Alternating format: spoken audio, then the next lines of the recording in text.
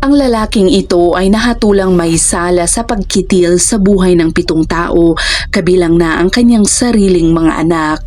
At gaya nga ng nakikita ninyo dito sa video, nagawa pa niyang humalik sa kamera na para bang walang nangyari. Ang nakakakilabot na tagpong iyon ang lalo pang nagpatibay sa imahe niya bilang isa sa pinakamalalamig ang loob na mass killer sa kasaysayan ng New Zealand.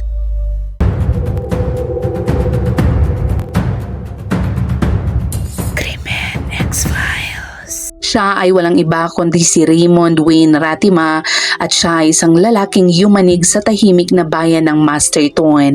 Ito isang lugar kung saan naniniwala ang mga tao na ligtas sila at imposibleng maisip ng kahit na sino man na may mangyayaring ganoon kalagim na krimen sa lugar na iyon.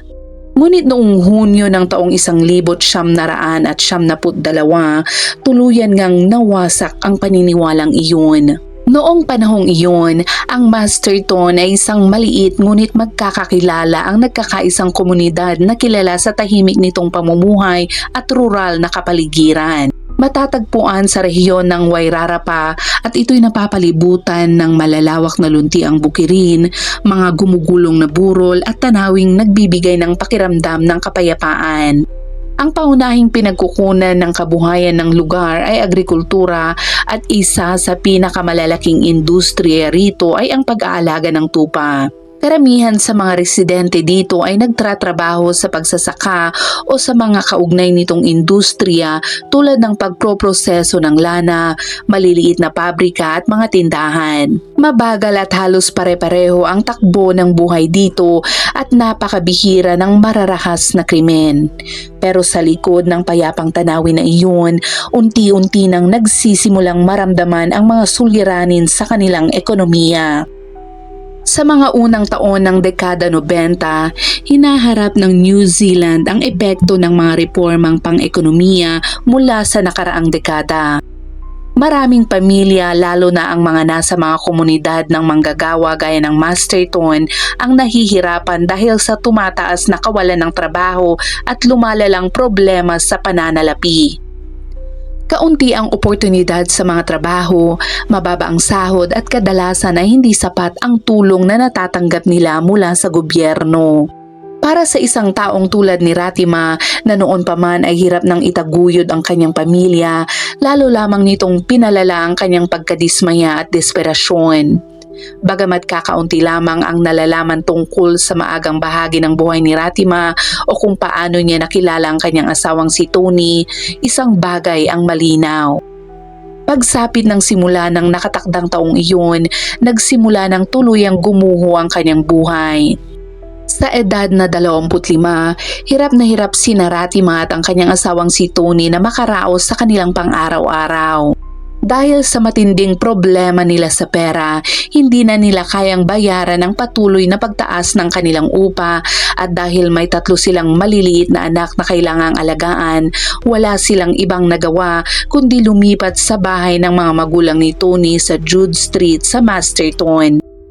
Hindi naging madali ang paninirahan sa iisang bahay kasama ang iba pang miyembro ng pamilya ni Tony.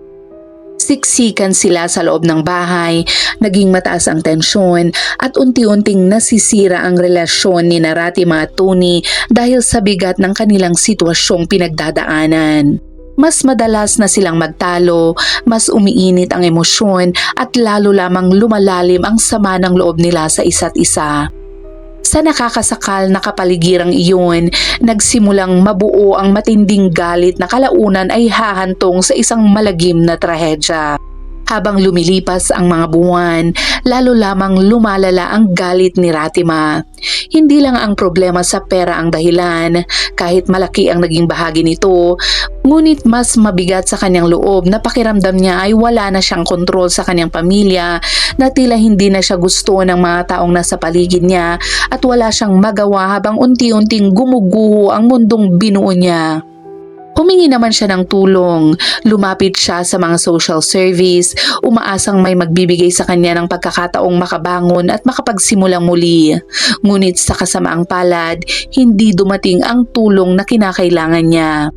Para kay Ratima, mukhang hinayaan lamang siyang malunod sa kanyang sariling pagdurusa at ang matinding desperasyong iyon ay mabilis na nauwi sa nakakatakot na galit na nakatuon sa pagkitil ng buhay.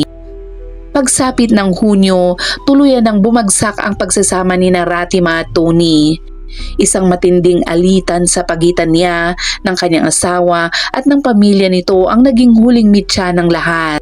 Pinalaya siya sa bahay na iyon, itinaboy at tuluyang tinalikuran. Dahil wala na siyang ibang mapupuntahan at wala ring sumusuporta sa kanya, unti-unting nawala ng direksyon ang kanyang pag-iisip. Ilang araw din siyang halos walang tulog, pag-alagala habang galit at kawalan ng pag-asa lang ang kanyang kasama. Hanggang sa dumating siya sa isang nakakatakot na pagpapasya. Kung hindi niya makakasama ang kanyang pamilya, wala ring ibang makakakuha sa kanila.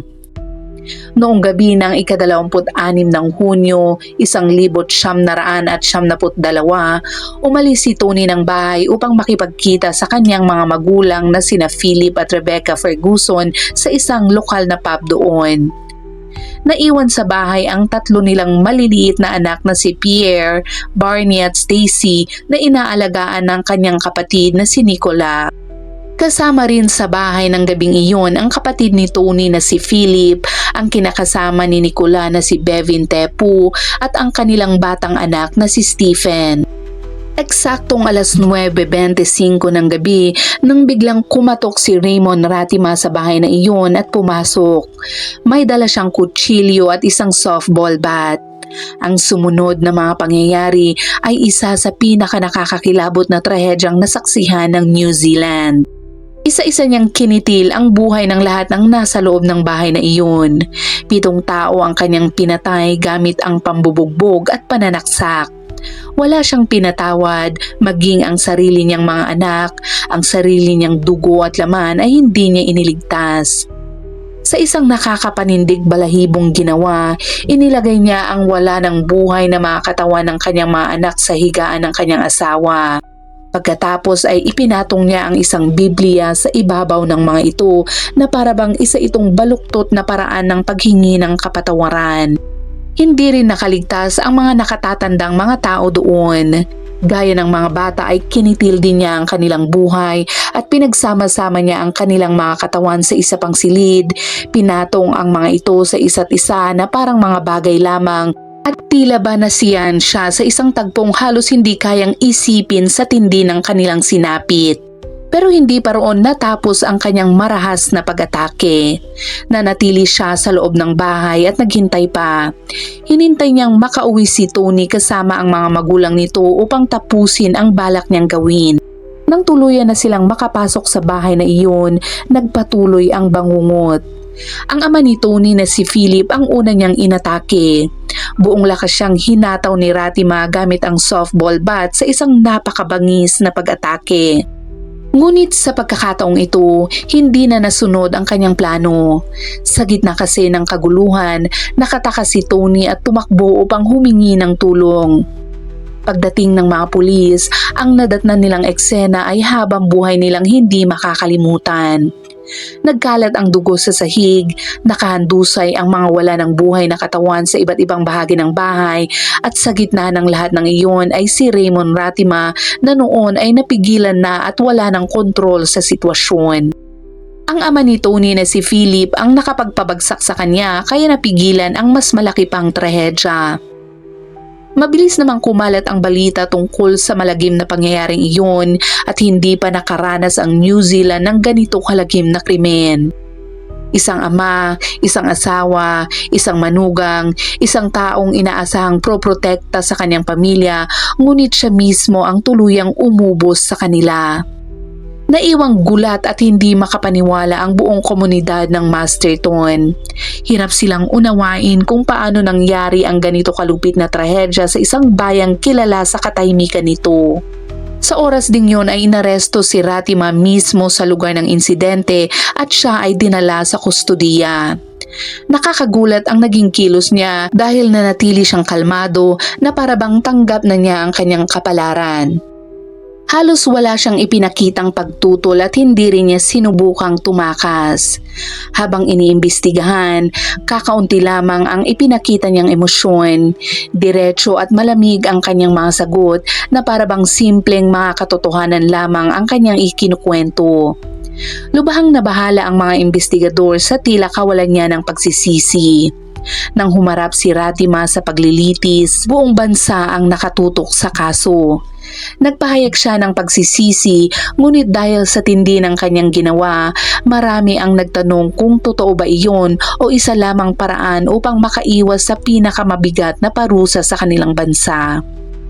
Sa paglilitis, ipinakita ng prosekusyon ang larawan ng isang lalaking matagal nang kinain ng galit at pakiramdam ng pagiging walang halaga. Sa kabilang panig, iginiit ng depensa na umabot lamang si Ratima sa sukdulan dahil sa matinding problema sa pera at sa pagtanggi sa kanya ng pamilya ng kanyang asawa. Nagpasuri rin ang korte sa mga eksperto sa kalusugang pangkaisipan upang alamin ang kanyang kalagayan. Ngunit sa huli, hindi naniwala ang hurado na sapat ang mga paliwanag na iyon upang bigyang katwiran ang kanyang mga ginawa. Inilarawan ng hukom ang mga pagkitil ng buhay bilang isang bagay na lampas sa imahinasyon at halos hindi kayang unawain. Dahil dito, hinatulan siya ng habang buhay na pagkakakulong dahil sa 7 bilang ng pagpatay. Bukod pa rito, pinatawan din siya ng 10 taon ng pagkakakulong dahil sa pagkamatay ng isang hindi pa naisisilang na sanggol at karagdagang 7 taon dahil sa tangkang pagpatay. Ngunit kahit nasa loob na siya ng kulungan, hindi nawala ang bigat ng kanyang ginawa. Paulit-ulit na tinanggihan ng parole board ang kanyang mga kahilingan na makalaya dahil patuloy siyang nagkakaroon ng problema sa paggamit ng ipinagbabawal na gamot. Noong taong 2008, sinabi ng parole board na kahit ipinakita ni Ratima sa mga naunang pagdinig na tila nagbago na siya, muli na naman siyang gumamit ng cannabis at sinisipan niya ang lahat sa isang madilim na araw ng kanyang nakaraan. Pero kung iniisip ninyong sumuko na siya ay nagkakamali kayo. Taon-taon ay humaharap si Raymond Wayne Ratima sa parole board upang muling humiling ng kanyang kalayaan. Paulit-ulit niyang sinasabing nagbago na siya, mas naging mabuting tao na siya at hindi na siya ang taong gumawa ng mga kakilakilabot na krimeng iyon noong Hunyo ng taong 1972.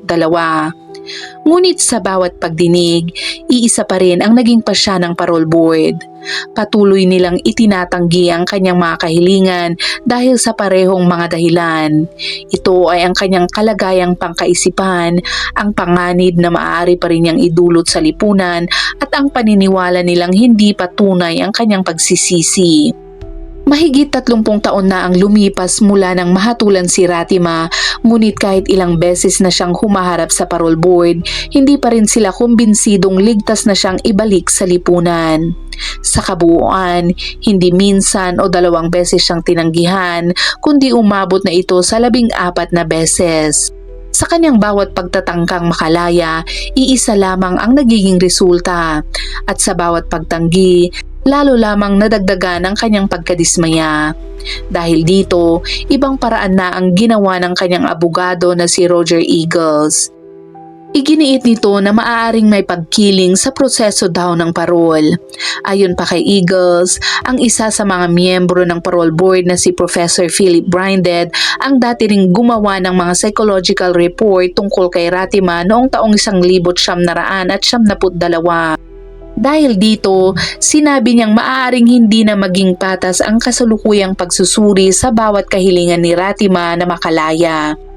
Iginiit din ni Eagles na ang matagal ng pagkakakilala ni Brinded kay Ratima na nagsimula pa noong una itong nahatulan ay nagbubukas ng mga tanong tungkol sa pagiging patas ng proseso. Ayon sa kanya, si Brinded lamang ang miyembro ng parole board na nagkaroon ng malalim at matagal na personal na pakikipag-ugnayan kay Ratima. Dahil dito, posible umanong magkaroon ng dati ng nabuong pananaw tungkol sa kanya sa halip na patas na suriin ang naging pagbabago niya sa nakalipas na 3 dekada. Pero hindi pa doon nagtatapos ang legal na laban. Iginiit din ni Eagles na ang paulit-ulit na pagtanggi sa mga kahilingan ni Ratima na makalaya ay isa ring palatandaan ng posibleng pagkiling.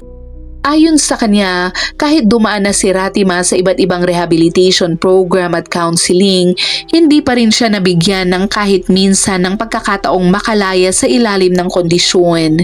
Dahil dito, sinabi niyang dapat tanungin kung patas ba ang pagtrato kay Ratima kumpara sa ibang mga bilanggo na nahatulan ng kaparehong krimen. Gayunpaman, nanindigan pa rin ang parole board. Ayon sa kanila, ang bawat pagdinig ay nakabatay sa pinakabagong psychological evaluation at risk assessment at hindi sa mga lumang ulat. Iginiit din nilang ang patuloy na pananatili ni Ratima sa kulungan ay hindi dahil sa pagkiling kundi dahil hindi pa niya natututunan ang mga kinakailangang pamantayan upang makalaya. Si Justice Lisa Preston na siyang kasalukuyang sumusuri sa kaso ay nagtanong kung bakit hindi mismo tumutol si Ratima sa pagiging bahagi ni Blinded ng parole board. Sumagot si Eagles na hindi responsibilidad ni Ratima na tukuyin ang isyong iyon dahil wala siyang sapat na kaalaman sa batas at edukasyon upang lubos na maunawaan ang magiging epekto ng pagkakasangkot ni Blinded. Dagdag pa ni Eagles, nahirapan si Ratima sa pag-aaral dahil sa kanyang pinagmulan kaya dapat sana ay ang chairperson ng parole board ang unang nagbanggit ng issue. Ayon sa kanya, ang hindi paggawa nito ay naglagay ng hindi patas na responsibilidad kay Ratima at nakasira daw ito sa pagiging patas ng buong proseso ng parol. Isa pa sa mga pinagtatalunan sa kaso ni Ratima ay kung paano isinagawa ang kanyang mga parole hearing. Ayon kay Eagles, maraming naunang pagdinig ang nanglihis sa tunay nitong layunin dahil masyadong nakatuon daw ang parole board sa pagtatanong tungkol sa motibo ni Ratima sa kanyang mga ginawa at sa naging epekto nito sa mga biktima.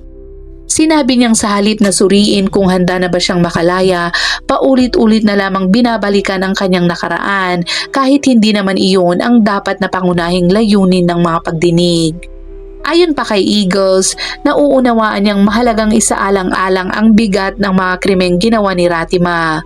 Ngunit para sa kanya, ang desisyon sa parol ay dapat ibatay sa kanyang rehabilitasyon at sa kasalukuyan niyang antas ng panganib, hindi sa patuloy na pagbabalik sa mga pangyayari noon. Noong taong 2021, nabunyag na nagkaroon din si Ratima ng relasyon sa isa pang babaeng nakaranas ng matinding trauma noong bata pa ito. Nagpahayag ng matinding pag-aalala ang parole board tungkol sa kanilang relasyon at nangangamba silang maaari itong maging dahilan ng panibagong marahas na pangyayari. Dahil sa naging kasaysayan ni Ratima at sa matitinding emosyon na naging bahagi ng kanyang mga nagawa noon, labis silang nabahala sa impormasyong ito. Kinwestiyon nila kung kaya ba talaga ni Ratima na bumuo ng isang maayos at malusog na relasyon o kung ang bago niyang relasyon ay senyales nga ba ng mga hindi pa naaayos na suliraning pangkaisipan. Kahit nakadalo na siya sa halos 100 sesyon kasama ang isa pang psychologist, naniniwala pa rin ang mga miyembro ng parole board na kulang pa rin ang kanyang pag-unawa sa bigat ng kanyang mga ginawa. Dahil dito, nagduda sila kung kaya ba niyang mapanatili ang isang matatag at responsableng relasyon kapag nakabalik na siya sa labas ng kulungan. Hindi lamang ang kaligtasan ni Ratima ang kanilang iniisip, kundi pati na rin ang posibleng panganib na maaaring kaharapin ng kanyang partner kung siya ay papalayain ng walang sapat na mga proteksyon. Sa isa sa kanyang mga parole meeting, may sinabi si Ratima na lalo lamang nagpatibay sa pag-aalala ng parole board. Sinabi niyang mahal niya ang kanyang mga anak at noong panahong iyon ay naniwala siyang dinadala niya ang mga ito sa isang mas mabuting lugar nang kitilin niya ang kanilang mga buhay. Ang pahayag na iyon ay nagdulot ng matinding pangamba sa mga miyembro ng parole board dahil ipinakita nitong maaaring may baluktot pa rin siyang paraan ng pagbibigay katwiran sa kanyang mga ginawa. Sa halip na lubos na tanggapin ang bigat ng kanyang mga krimen, ipinahiwatig ng kanyang mga salita na minsan niya itong itinuring na isang uri ng awa. Para sa mga parole board, isa itong napakalaking babala. Ito'y palatandaan na hindi pa naabot ni Ratima ang antas ng pag-unawa sa sarili at pananagutan na kinakailangan bago siya maaaring isaalang-alang para sa parole. Sa kabila ng lahat ng ito, ayon sa mga ulat mula sa loob ng kulungan, sa pangkalahatan ay maayos ang naging asal ni Ratima. Inilarawan siyang magalang sa loob ng piitan at naging positibo rin ang mga ulat tungkol sa kanyang trabaho habang nakakulong.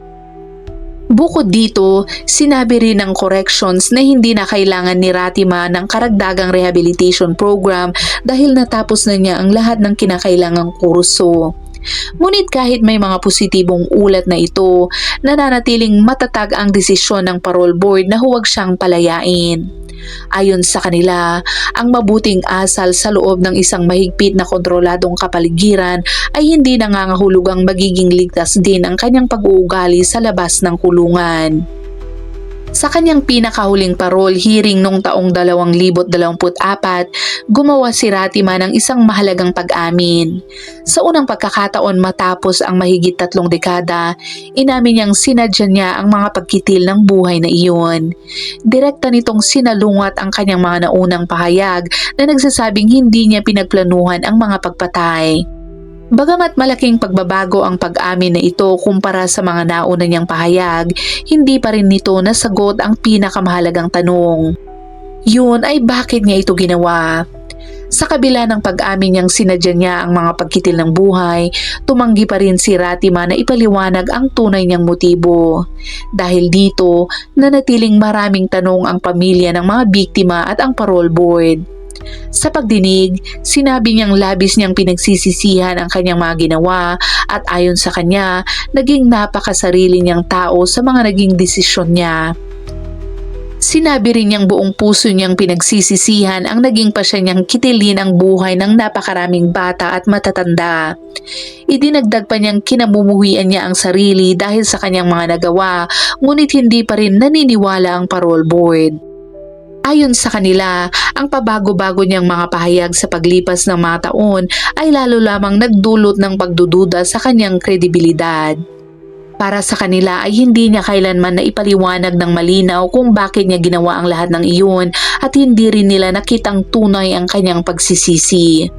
Para sa marami, nananatili pa rin siyang banta sa lipunan at hindi dapat bigyan ng parol. Bilang tugon sa mga alalahaning ito, inirekomenda ng parole board na ilipat si Ratima sa isang espesyal na treatment unit para sa mga taong nakagawa ng mararahas na krimen, ngunit tumutol siya sa mungkahing iyon. Ayon kay Ratima, ang paglipat sa naturang pasilidad ay hindi makakatulong sa kanyang rehabilitasyon at sa halip ay magpapaatras lamang sa naging progreso niya. Sa kabila ng kanyang mga pagsisikap, muli na namang tinanggihan ng parole board ang kanyang kahilingang makalaya. Malinaw ang naging pasya ng board. Bagamat malaking pagbabago ang kanyang pinakahuling pag-amin, hindi pa rin ito sapat upang bigyan siya ng kalayaan. Binigyang diin din nila ang kaligtasan ng publiko, ang kanilang pinakamataas na prioridad at nananatili pa ring mataas ang panganib na maaring idulot ni Ratima. Kung pagbabatayan ang mahabang kasaysayan ng kanyang mga paulit-ulit na pagtanggi sa parol, ang pabago-bago niyang mga pahayag at ang patuloy na pagtutol ng mga pamilya ng mga biktima, mukhang hindi pa rin magiging madali ang kanyang landas patungo sa kalayaan. At dyan nagtatapos ang kasong tinalakay natin ngayon. Kung ikaw ay naniniwala na dapat siya ay palayain, ilagay mo naman sa comment section. Ilagay mo na rin kung saan mo ito napanood at anong oras para naman alam namin kung saan umabot ang videong ito. Hanggang sa muli at palaging mag-iingat.